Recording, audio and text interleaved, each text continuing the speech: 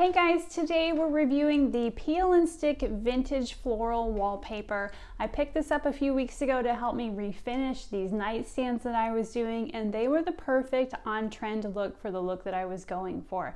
I mixed these with the Pottery Barn look finish that I did on the front of these nightstands, and I really think it just helped elevate it just a bit.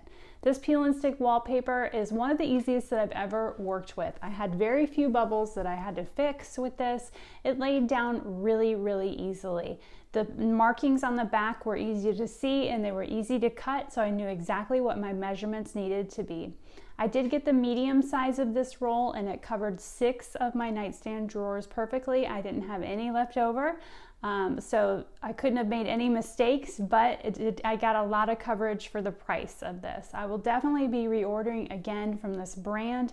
I noticed that they have 2 other different styles or colors of this wallpaper. As far as the vintage floral goes, they're both beautiful, and I highly recommend these for your furniture refinishing projects, or if you're just going to use this around your home. It's very much on style and trend these days.